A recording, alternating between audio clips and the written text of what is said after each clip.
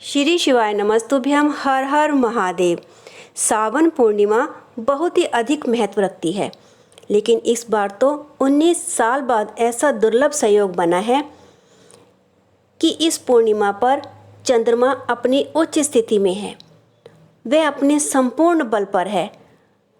तो पूज्य गुरु जी द्वारा बताए गए कुछ उपाय जो आप घर में ही कर सकते हैं और पूर्ण लाभ उठा सकते हैं। पूज्य गुरु जी की कथा से सुनकर मैं बहुत अच्छे से बताने का प्रयास करूंगी।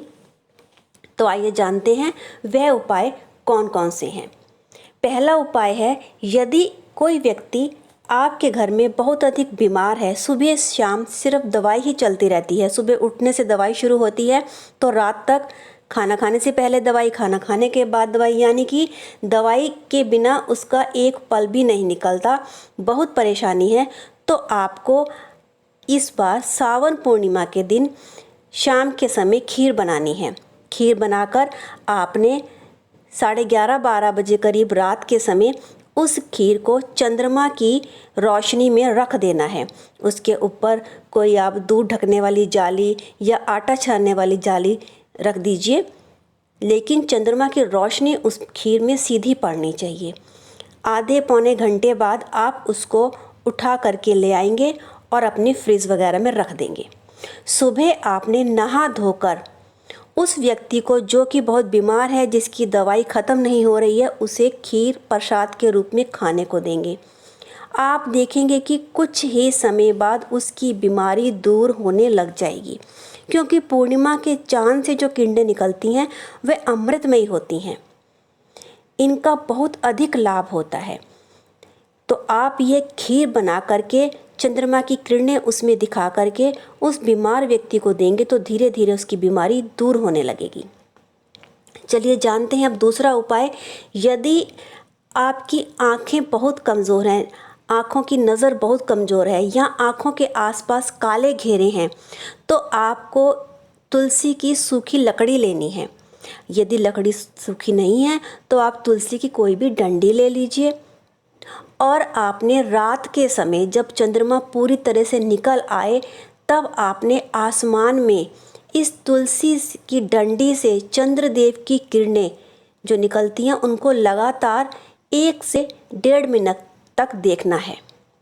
ऐसा करने से आपकी आँखों की रोशनी तेज होगी और आँखों के आसपास जो काले घेरे हैं वह भी ठीक होंगे।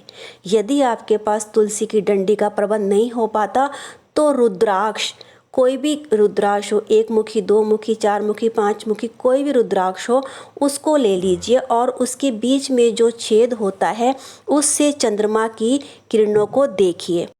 ऐसा लगातार देखने से 1 या आधे मिनट आप लगातार देखते हैं तो आपकी आंखों की रोशनी भी बढ़ती है और आंखों के काले घेरे भी ठीक होते हैं।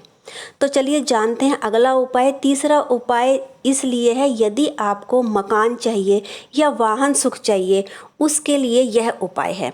इस उपाय को करने के लिए आपने अपने घर में स्टील के गिलास में कच्चा दूध ले लेना है। अगर गाय का कच्चा दूध मिल जाए तो सोने पे सुहागा है। आपने अपने घर के मंदिर में इसको थोड़ी देर के लिए रखना है और आपने ओम सोम समाय नमः का 11 या 21 बार लगातार जाप करना है। फिर आपने इस दूध को उठाकर चंद्रमा को अर्घ देना है और अर्घ देते समय यह दूध ध्यान रखें या तो किसी गमले में गिरे या मिट्टी में गिरे, तो फिर वहाँ की मिट्टी का तिलक आपने अपनी किसी भी उंगली से, दाहिने हाथ की उंगली से अपने माथे पर लगा लेना है। ऐसा करने से आपके जीवन में मकान और सुख, वाहन का सुख आपको बहुत जल्दी मिलेगा। आइए जानते हैं चौथा उपाय।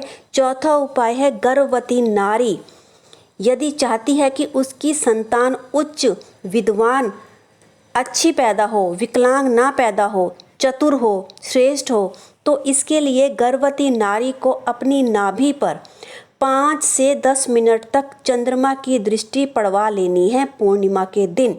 तो उसकी संतान, गुरुजी कहते हैं, विकलांग पैदा हो ही नहीं सकती, उच्च, विद्वान, श्रेष्ठ और चतुर पैदा होगी। क्योंकि ये चंद्र की किरणें जब समुद्र में उछाल ला सकती हैं तो तुम्हारे जीवन में भी तरक्की ला सकती हैं। तो पूज्य गुरु जी के यह उपाय मैंने आपको इस वीडियो में बताए। वीडियो अच्छी लगी हो तो कृपया वीडियो को लाइक ज़रूर कीजिएगा, चैनल को सब्सक्राइब भी ज़रूर कीजिए। हर हर महादेव।